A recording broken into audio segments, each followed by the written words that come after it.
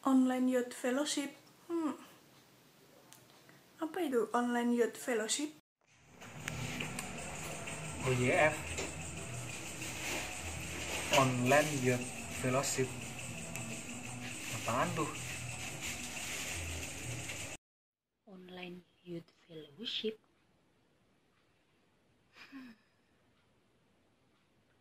Online Youth Fellowship.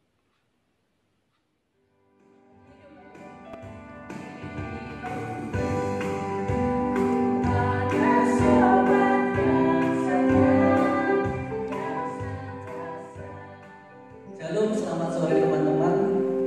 Pada sore hari ini kita akan lakukan ibadah online. Tentunya dengan saya sendiri, saya akan perkenalkan diri karena tak kenal maka tak sayang. Karena saya pengen disayang, saya akan memperkenalkan diri. Nama saya Andreas dan tentu saja ada rekan saya bernama Angel. Nah, kita sini akan memimpin pujian nanti dari awal hingga akhirnya ibadah online di sore hari ini. Tapi sebelum kita memulai lebih jauh ibadah online ini, kita akan pujian Yesus Tuhan ditinggikan, dimuliakan, dan naik ke surga.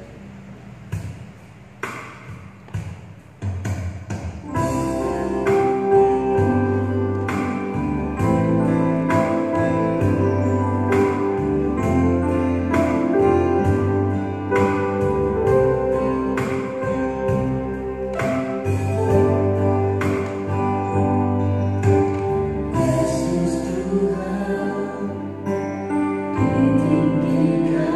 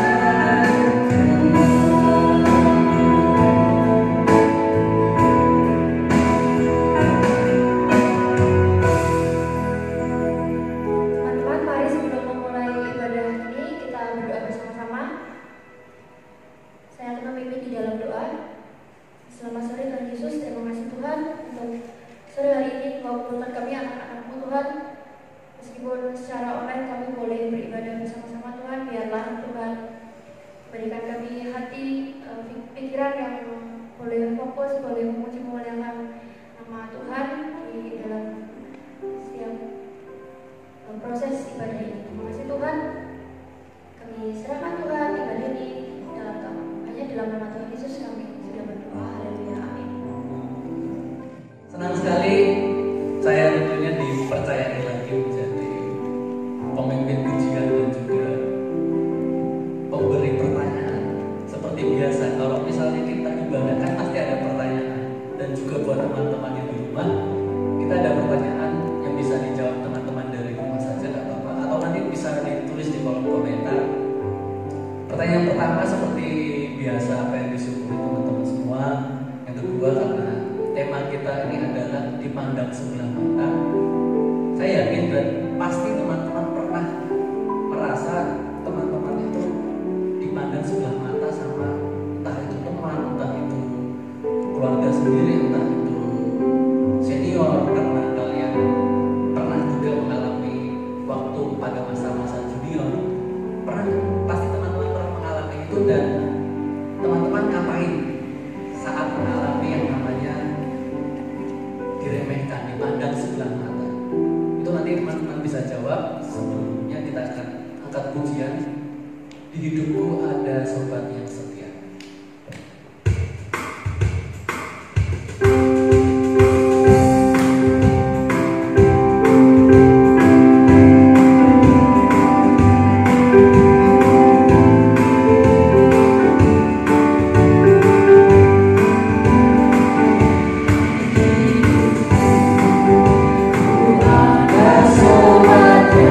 Setia dan senantiasa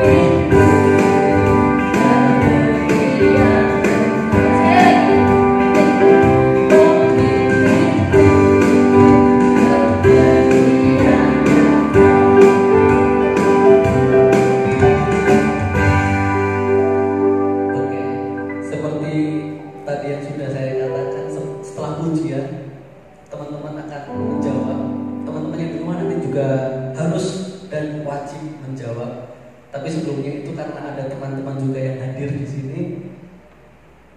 Saya ingin tahu apa yang disyukuri oleh Raymond. Dan pertanyaan kedua tadi, pasti Raymond pernah mengalami yang namanya dipandang sebelah mata. Itu apa yang kamu lakukan?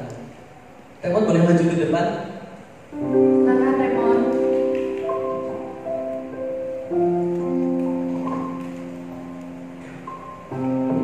Sebelumnya gimana nih kabarnya Mas Raymond? Ya, terima kasih ya, jelas ya, itu ya. Puji Tuhan saya baik saja di rumah, meskipun masih dalam masa-masa pandemi ini ya, kita masih mengikuti protokol yang ada. Di apa-apa serba online dan kita harus tetap menggunakan masker di luar rumah. Oke, terima kasih sangat baik dari Mas Raymond. Itu juga bermanfaat buat kita ya Mas. Iya, tentu saja. Oke, singkat aja Mas Raymond, apa yang disyukuri? Puji Tuhan masih diberi kesehatan, terus organisasi di perkuliahan juga masih lancar, terus masih dapat ikut serta membantu di PJKM Harjo, itu juga harus saya syukuri, itu aja. Oke, pertanyaan kedua masih kan Mas? Masih. Jadi Coba. bagaimana saya dipandang sebelah mata ya, tentunya itu berkaitan dengan iman Kristen saya. Saya Kristen dan saya di perkuliahan itu mahasiswa Kristen itu lebih minim ya, tahu ya, sendirilah sama-sama juga kuliah kan. Terus dipandang sebelah mata itu dalam pengertiannya itu seperti ini. Kamu kan Kristen, kamu tuh sebenarnya kenapa kamu gak ikut yang bukan Kristen aja, kenapa kamu ikut jadi Kristen? Sebenarnya kalau Kristen merupakan pilihan saya sendiri juga kan. Terus dan saya juga gak mau terpaku sama orang lain. Jadi kalau kita masih bisa memilih dan kita bisa, tentunya kita bisa mempertahankan pilihan kita. Tetap teguh dalam pilihan Anda. Iya. Terima kasih Raymond. Selanjutnya Siapa selanjutnya? saya udah lama gak jumpa sama Mas Yunatan karena kebetulan aja dia bisa datang pada sore hari ini, jadi langsung saja kita tanyakan kepada Mas Yunatan. Mas Yunatan maju. Iya, oke. Apa yang disyukuri selama berbulan-bulan ini kita nggak berjumpa? Saya syukuri. Lebih dari satu, harus lebih dari satu. Pertama-tama ya pastinya dikasih kesehatan sama Tuhan karena kondisi pandemi kayak gini kan. Banyak satu. orang. Terus yang kedua itu bersyukur juga tetap bisa ibadah meskipun harus online. Iya. Dan sekarang sudah mulai diperbolehkan offline-nya di gereja, jadi sangat bersyukur juga. Terus yang ketiga, organisasi kegiatan panitia di kampus lancar juga. Udah mau hari tentunya buat menyambut para maba, itu bersyukur juga. Selanjutnya yang kedua. Yang kedua, bagaimana menyikapi ibadah sebelah mata. Kalau aku jujur sering dipandang sebelah mata lebih ke di keluarga, karena keluarga besarku seperti yang ada itu kebanyakan muslim. Jadi aku sama orang tua aku aja yang pilih untuk ikut Tuhan. Dan di situ kita sering itu dikucilkan, kayak dipandang sebelah mata. Terus aku dulu sempat tanya juga sama ibu, kenapa kok kita semua saudara-saudara digituin sih? Ibuku cuma jawab, diemin aja, yang penting terus teguh berpegang dalam iman sama Tuhan. Itu Mas. Oke, berarti hampir sama kayak Raymond tentang masalah tanda kutip minoritas gitu. Iya Mas. Tetap teguh Yonatan. Ya, makasih Mas. Oke. Makasih buat Yonatan yang sudah sharing kita semua. Selanjutnya Yang terakhir ya, kayaknya. siapa ya? Siapa ya? Pengen dengar kesaksian dari siapa? Mas Andri boleh kayaknya nih, kayaknya Mas Andri udah nunggu-nunggu dari tadi nih, pengen maju ke depan, pengen sharing buat teman-teman yang di rumah juga. Oke, silakan Mas Andri.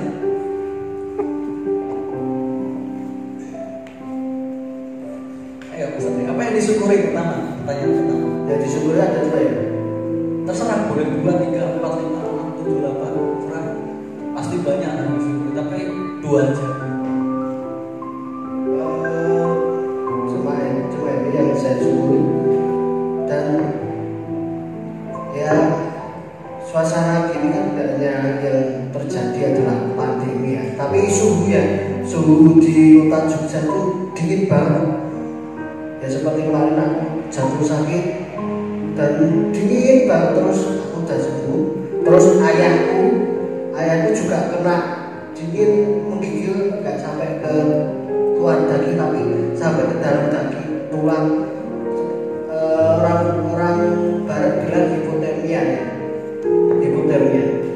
ya, tapi nggak sampai sejam atau berapa menit ayahku udah tenang, udah lega, udah mulai harit lagi ya, diselimuti terus dikasih medan, dan itu aja. Oke, pertanyaan yang kedua, pernah nggak? Pasti pernah nggak ya? Yang mengalami yang namanya dipandang sebelah mata. Terus apa yang di situ kamu lakukan? Kamu ngelakuin apa saat kamu dipandang sebelah mata? Ya, Ada cerita? jadi nggak bisa aku ungkapin, tapi Pernah ya? pernah aku gini ya, dulu waktu aku tahun 2014 saya pindah dari DJKI ke Kediri, dari Jogja ke Kediri itu, dan saya sebelum ke SMKI saya pindah ke Kediri, belajar di Kediri itu aku ambil jurusan SMK, jurusan perhotelan. Jurusan perhotelan tuh satu kelas tuh muslim semua, hanya aku orang Kristen seorang diri. Terus ya apa ya, dan luar biasa sih, ada mata pelajaran bahasa Jawa ya, bahasa Jawa mengenai budaya Jawa, kesenian Jawa itu mereka tuh pada nggak tahu, tapi yang benar jawab itu aku ingat itu, sampai guruku semuanya ada yang sedikit mengapresiasi aku juga. Tapi ya hanya karena keadaan ya aku nggak sampai selesai di SMK Kediri. Tahun 2015 aku pindah ke Jogja lagi. Ya, masuk ke SMKI jurusan pedalangan itu yang harus saya pilih, itu jurusan saya yang tepat. Tapi nggak mudah untuk belajar di SMKI. Ya, menjadi seniman tuh keras. Gak seperti saya tuh orang bilang ini kelemar-kelemar, ya mungkin generasi gak tahu istilahnya. Ya maksudnya kayak gak teguh, kayak gak pede atau gimana, grogi. Tapi sampai 3 tahun ya, dan guru saya itu, saya gak akan sebut namanya ya, guru saya tuh waktu pembagian rapot saya ya lumayan, tapi guru saya bilang gini sama orang tua yang terima rapot, Bu, anak jenengan saya pernah membuli anak jenengan, saya pernah nendang anak jenengan, tapi dia tuh luar biasa begitu. Ya, orang yang kok istilahnya menempa tapi dia kok jujur, saya nggak butuh itu. Yang penting istilah orang Jawa ya kudu digeblek, kudu di istilahnya harus lebih antep, sembodo orang kena ngikuh. Makasih. Begitu aja Andre. Oke, makasih Andre udah sharing ke kita semua. Yes, tadi kan dari ceritanya siapa tadi? Raymond, terus Jonathan ya, sama Andre tadi kan udah ini sharing-sharing tentang pernah nggak sih dipandang sebelah mata gitu kan. Terus kalau menurutku nih emang apa ya kuat ya untuk banyak tantangan, banyak godaan lah ya dari lingkungan sekitar, bahkan kalau Jonathan ini dari keluarganya sendiri loh, bahkan keluarganya sendiri. Terus ini aku mau nanya nih, kalau kamu ada nggak sih pengalaman gitu diremehkan atau apa ya akhirnya dipandang sebelah mata sama orang lain? Tentunya pasti. Umurku aja udah 22 sama 23, masih lama sih 23 ya. Pas di umur yang segitu udah sering mengalami yang namanya kayak diremehkan, terus dipandang sebelah mata, udah kayak tiap hari makanan lah itu ibaratnya. Boleh diceritain nggak guys? Boleh sih kalau misalnya itu pernah, buat sharing aja, buat sharing Iya, sama iya, boleh. teman-teman yang lainnya.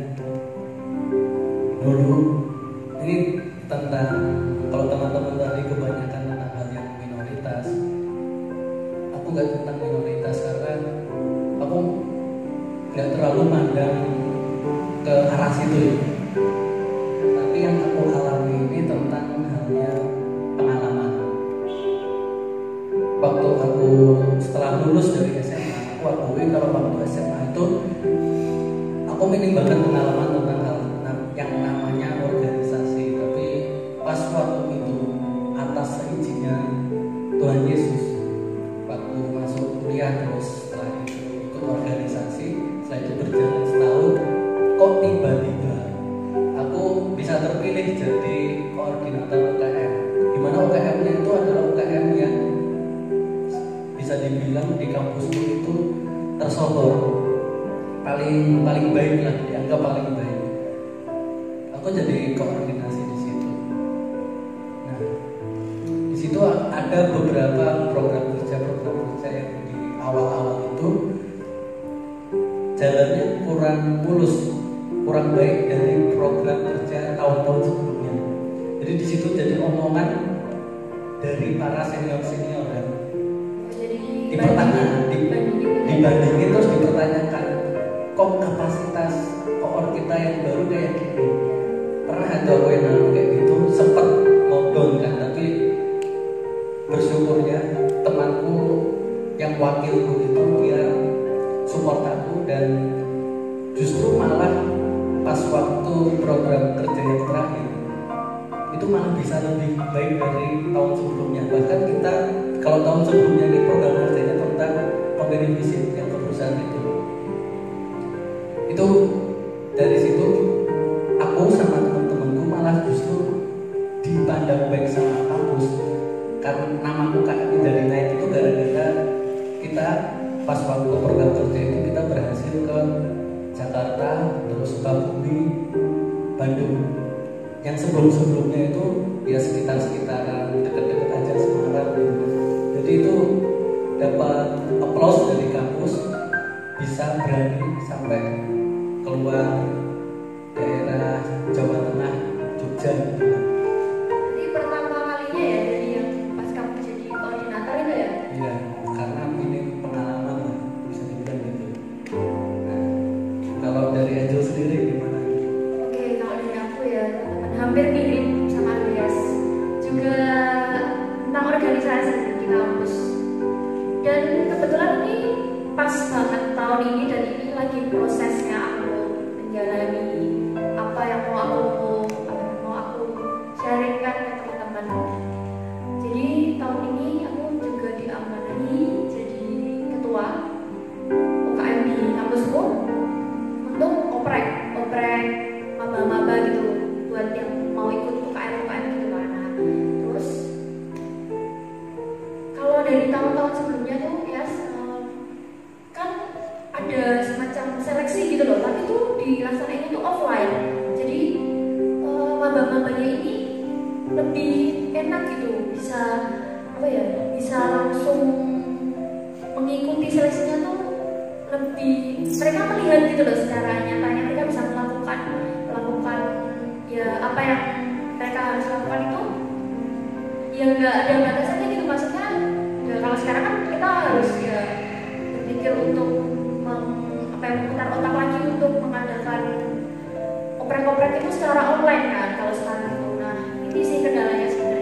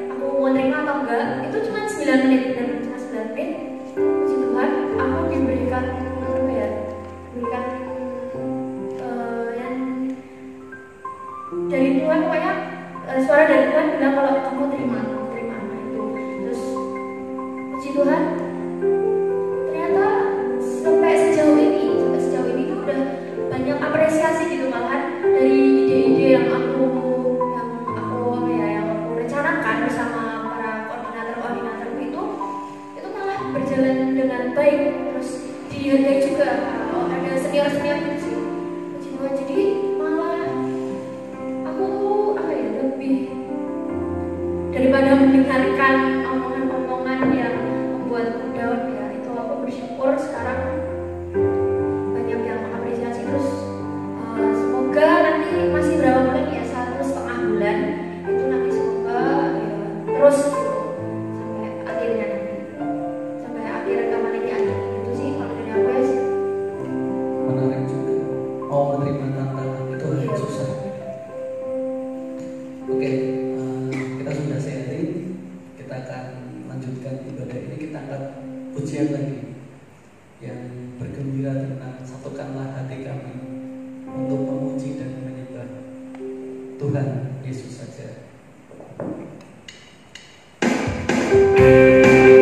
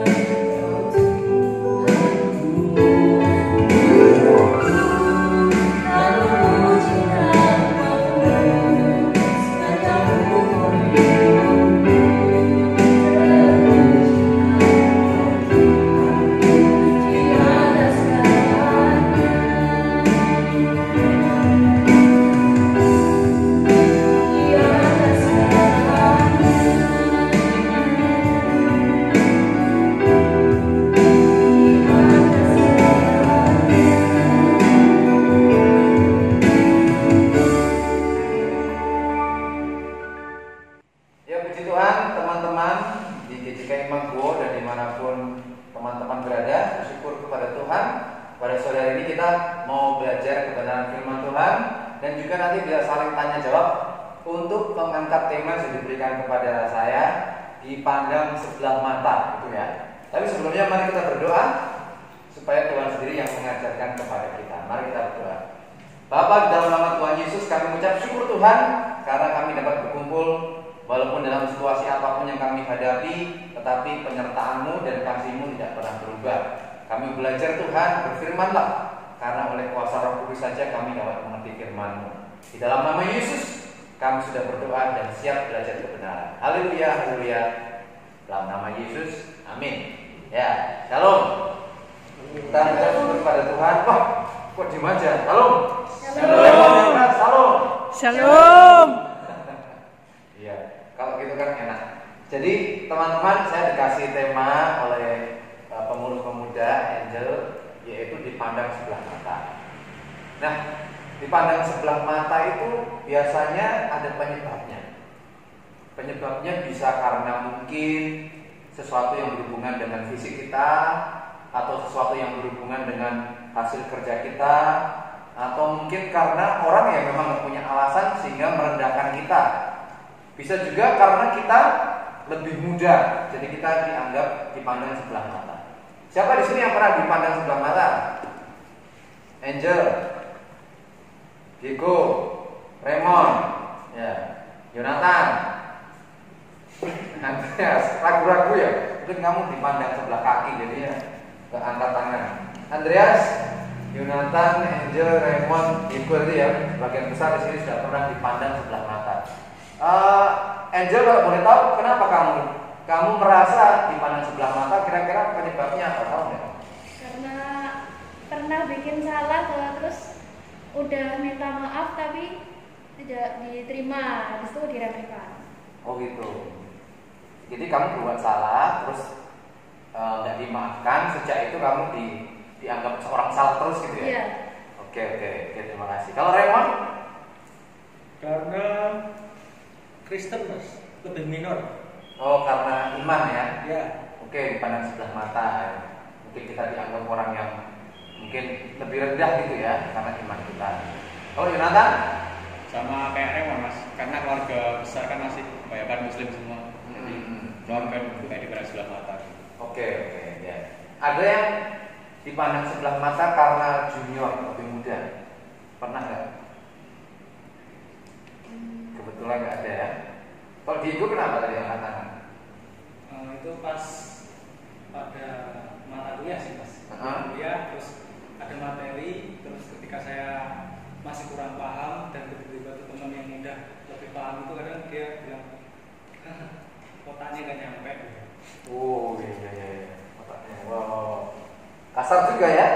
Iya. Nah tadi Andreas orang terakhir yang ragu-ragu angkat tangan atau enggak?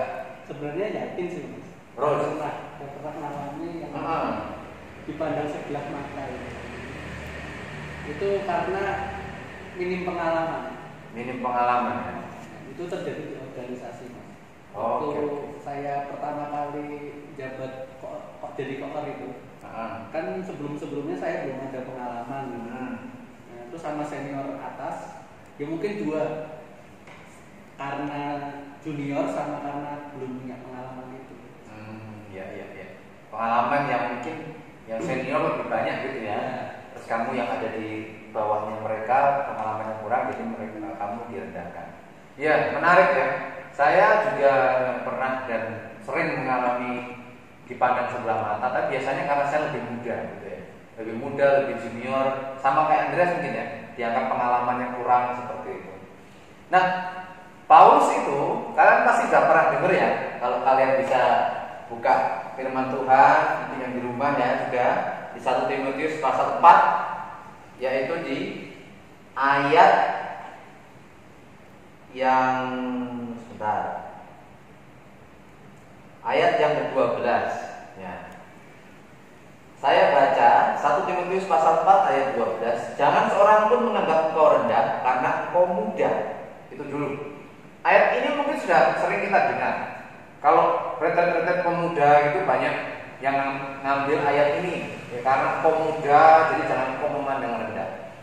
Tapi coba kalian bayangin ya, kalau Paulus bilang janganlah seorang pun menganggap engkau rendah karena menganggap karena engkau muda, gitu kan kalimatnya. Jangan orang memandang engkau rendah karena menganggap engkau muda, karena engkau muda. Gitu.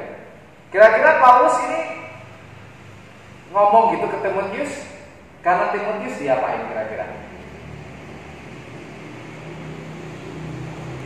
Paulus kan bilang di 1 Timotius pasal 4 ayat 12, jangan seorang pun menganggap engkau rendah karena engkau muda. Kira-kira kenapa Paulus harus ngomong gitu ke Timotius? Tahu? Kalau aku ngomong sama si Raymond, kamu jangan patah semangat kalau kamu dipandang sebelah mata. Berarti kamu mengalami kamu direndahkan orang nggak kira-kira? Iya. Kalau kamu nggak direndahkan orang, nasihatku itu nyambung nggak ada gunanya? Nggak ada gunanya. Ya. Misalnya Raymond belum pernah patah hati gitu ya. Misal, saya bilang Raymond jangan patah hati. Mas Daniel tuh gimana loh? Pacaran aja belum kok misalnya. Contoh ya Raymond. Gitu. Jadi fakta bahwa Paulus ngomong sama Timotius memang karena kalau muda itu dianggap remeh, gitu ya. Jadi budaya zaman dulu, entah Yahudi atau Helenistik Yunani, tempat di mana mereka itu hidup, kalau yang namanya lebih tua, lebih berpengalaman, memang dihormati seperti itu ya. Entah itu ahli Taurat, orang-orang agama, atau mungkin filsuf-filsuf yang udah tua-tua itu mereka posisinya tinggi dan biasanya ada kecenderungan untuk merendahkan yang lebih muda. Nah, Timotius itu gitu. Nah, firman Tuhan ini bilang gini, ini berarti apa? Kalau kamu dipandang sebelah mata, itu normal, wajar. Kenapa? Nah, firman juga bilang gitu. Kalau kamu muda, kamu dianggap sebelah mata. Yo wes, tompo wae. Gitu. Ada orang yang tanya sama saya, gimana mas caranya biar tidak dipandang sebelah mata? Gimana caranya supaya tidak dipandang sebelah mata? Ya saya nggak tahu caranya gimana. Tapi pertanyaannya bukan gitu. Pertanyaannya apa? Kalau kamu dipandang sebelah mata, kamu harus ngapain? Beda kan? Yang pertama tadi, mas, gimana caranya supaya orang jangan menganggap aku sebelah mata? Ya, itu pertanyaan pertama, oke? Yang kedua, kalau aku dipandang sebelah mata, aku harus ngapain? Oke? Yang pertama itu menolak realita, bahkan bahwa nanti juga ada orang-orang yang bakal meremehin kamu, itu pasti ada. Dunia kayalan kalau bilang semua orang akan menganggap aku tinggi atau menghormati aku. Mimpi siang bolong, akan selalu ada orang seperti itu, gitu ya. Jadi diterima.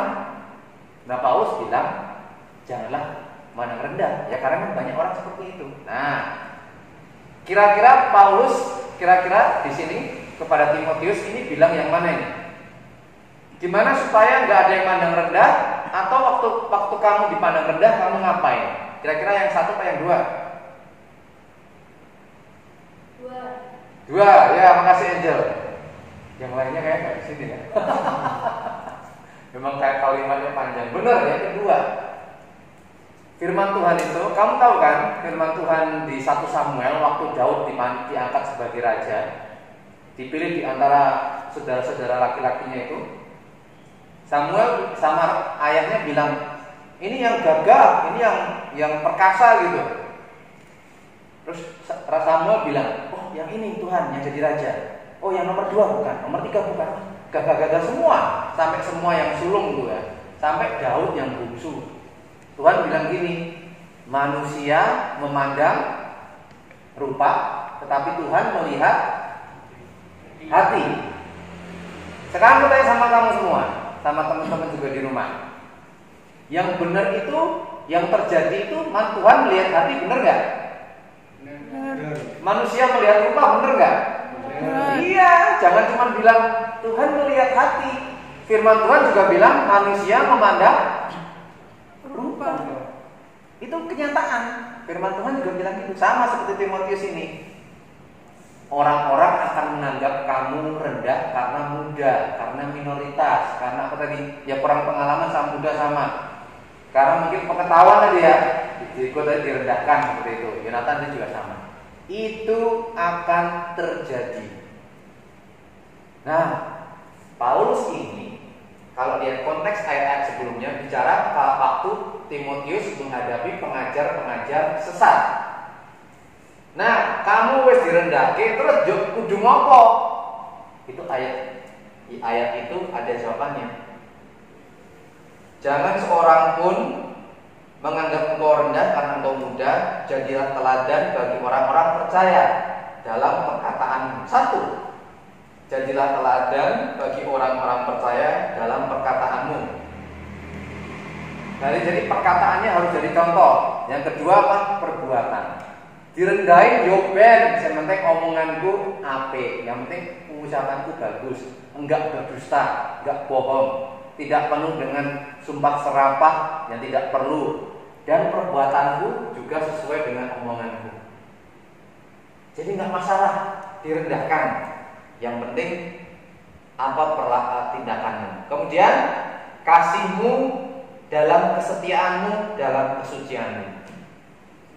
Sekarang kamu tanya, waktu Diego tadi direndahkan sama Angel tadi juga ya, sempat minta maaf itu ya. Ya Angel aja deh. Waktu kamu direndahkan Angel, sikapmu sama orang itu gimana? Sikapnya biasa aja. Ya, sempat marah nggak? Sempat ya. Oke. Paulus nih, contohnya bilang gini sama Angel. Angel, kalau ada orang yang menganggap kamu rendah karena kamu masih muda, kamu tetap harus jaga perkataanmu, jaga perbuatanmu, jaga kesetiaanmu, jaga kesucianmu. Ya. Jangan sampai karena orang remehin kita, terus kita membales, gitu ya. Jangan sampai kalau kita membalas itu malah lebih jahat daripada orang yang menjahati kita. Saya sudah pernah sering bilang kan ya, masih enggak? Saya sering pakai perumpamaan ini. Kejatuhan kelinci, ketiban terwelu. Ada yang enggak? Belum? Lupa ya? Misalnya si Andreas diserempet sama orang. Terus kamu bilang, "Oh, semoga kamu kejatuhan kelinci." Kamu ngomongnya biasanya gimana? Nadanya maksudnya. Bukan nadanya. Kamu kalau misalnya lagi marah, jengkel sama orang, mungkin nyerempet kamu, terus marah-marahin kamu akan ngomong semoga kamu kejatuhan kelinci apa kamu kejatuhan batu? Kamu keserempet kelinci apa keserempet bis? Dua-duanya sih kalau bisa. Ya pasti yang kedua. Keserempet bis. Mana ada keserempet kelinci? Nggak ada. Kelinci kerempet kamu, kelincinya yang cedera, bukan kamu yang cedera. Jadi kita selalu ingin membalas dengan yang lebih jahat. Gitu ya. Berikutnya sebagai penutup juga ya. Ayat 13. Sementara itu sampai Paulus datang, bertekunlah dalam membaca kitab-kitab suci, dalam membangun dan dalam mengajar. Dengerin saya. Kalau kamu diremehin itu ada dua respon kamu. Kamu bisa membalas dia, kamu bisa buktiin kepada dia kalau kamu itu nggak diremehin, kalau kamu itu lebih baik, atau seperti Paulus bilang, jaga perkataanmu, jaga tingkahmu, kesetiaanmu, setia ya, kesucianmu ya, nggak gampang duduk, maksudnya nggak gampang ikut dalam jalur dunia ini, kudus dan bertekun dalam firman Tuhan. Ya. Saya mau tanya sama Raymond sama Yonatan yang punya masalah yang hampir sama tadi. Waktu kamu diremehin gara-gara imanmu, pernah nggak itu membuat kamu seperti males, seperti jadi malas berdoa, jadi malas baca firman Tuhan, atau bukan kamu jadi tambah marah, pernah nggak? Enggak, justru pas diremehkan itu awalnya jengkel. Awalnya jengkel ya? Iya, pasti itu jengkel. Terus lama-lama ya sudahlah, biarkan aja kan orang juga kayak gitu. Terus akhirnya ya udah lebih banyak berdoa gitu. Oh begitu kan? Amin. Nah, itu contoh yang baik. Itu persis seperti yang Paulus minta ke Timotius. Kalau Yonatan? Aku sih dulu awalnya kayak jadi sering tanya ke ibuku, kenapa sih Bu mereka gituin kita? Tapi ibuku selalu bilang, udah diamin aja, terus kamu besok tunjukin ke mereka kalau kamu bisa lebih baik dari mereka. Jadi dari situ kayak ada motivasi dalam diri sendiri gitu. Sama ya berdoa ke Tuhan juga, semoga mereka bisa bertemu Tuhan sebelum. Amin ya. Ya. Jadi dari dua kesaksian Raymond sama Yonatan tadi, waktu kita direndahkan kita nggak balas, tapi kita justru menjadi lebih baik. Itu tadi kita bisa pahit, tahu nggak pahit? Terluka, ya kalau ketemu orangnya selalu emosi, ya toh, memendam amarah, atau kamu menjadi lebih baik. Itu yang Paulus bilang ke Timotius, jadilah teladan perkataanmu, perbuatanmu, kesucianmu, ya, dan juga bertekunlah dalam firman Tuhan. Justru karena diremehkan, kamu makin bertekun dalam firman Tuhan. Gitu. Ya. Nah, kemudian 14. Dalam membangun dan dalam mengajar firman Tuhan. Makanya kamu suruh kadang ganti-gantian firman Tuhan tuh, selain kamu dapat, kamu juga bagikan ke orang lain. Saya yakin firman Tuhan juga katakan di sini, maaf, waktu kita pakai energi kita hanya untuk terluka, sakit hati dan nggak memaafkan orang-orang yang rendahin kita, tapi pakai itu untuk cakap mengajar, jaga perkataan mulut. Yonatan tadi bilang ya, untuk membuktikan, kamu nggak perlu buktiin kan? Kalau kamu fokusnya membuktikan, kalau nggak sampai terbukti, kamu nanti capek. Tak ulangi ya, kalau kita berusaha untuk membuktikan, tapi kamu nggak terbukti, orang tuh saling rendahin kamu terus, kamu capek. Tapi benar kata ibu, diamin aja, dan kamu terus lakukan yang baik. Orang yang sayang kamu, mereka tidak perlu butuh pembuktian. Mereka akan tetap menyayangi kamu. Dan orang yang benci kamu, apalagi nggak peduli itu yang rendahin kamu.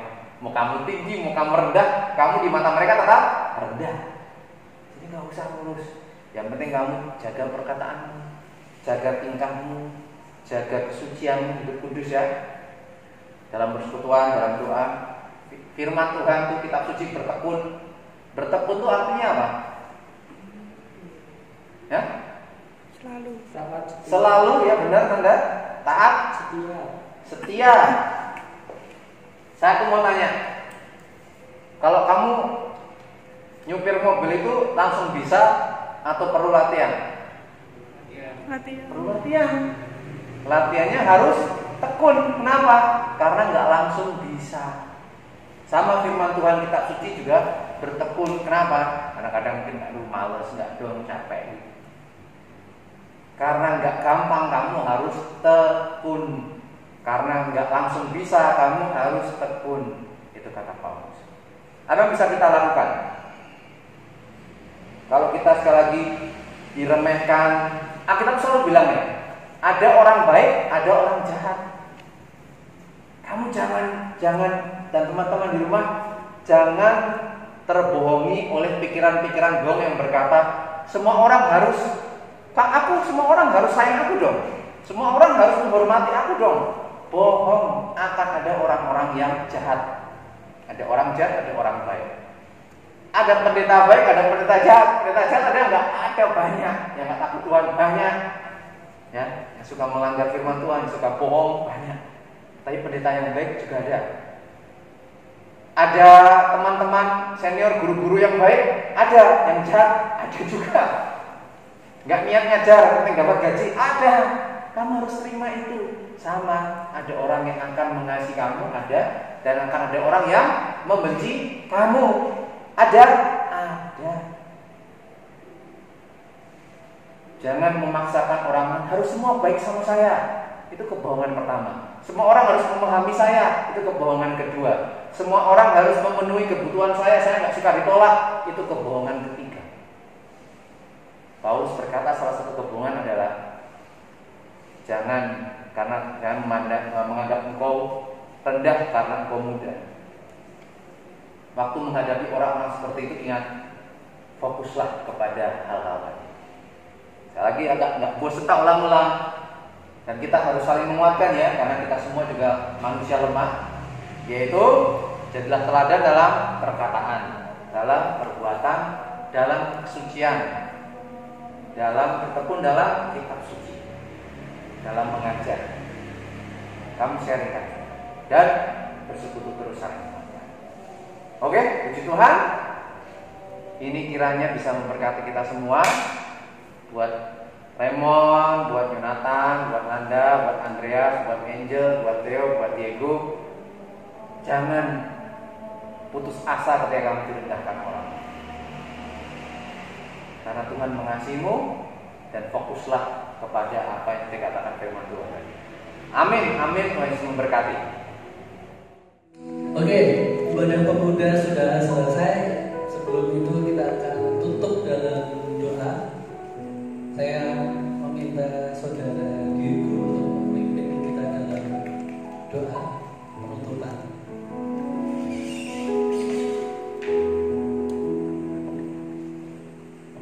Oke, mari kita berdoa. Ya Tuhan, Bapa kami yang berada di marga surga, ya Tuhan, ya Tuhan, terima kasih ya Tuhan atas penyertaan-Mu, atas perlindungan-Mu dalam ibadah pada malam hari ini. Kiranya pada malam hari ini kami sudah memuji dan memuliakan nama-Mu dan mendengarkan sedikit firman-Mu dan belajar dari firman-Mu, ya Tuhan. Ya Tuhan, kiranya firman-Mu ini yang kami pelajari bisa tertanam dalam hati dan pikiran kami dan menjadi pegangan hidup dalam setiap aktivitas kami hari-hari. Ya Tuhan, kiranya bagi kami juga akan meningkatkan tempat tinggi, ya Tuhan. Kami mohon perlindungan dan penyertaan-Mu agar saat kami kembali ke rumah kami masing-masing, kami membawa sukacita dan sejahtera. Terima kasih ya Tuhan, kami serahkan ke dalam tangan. Haleluya, amin. Oke, sebelum kita benar-benar mengakhirinya ibadah pada sore malam hari ini, kita angkat pujian terlebih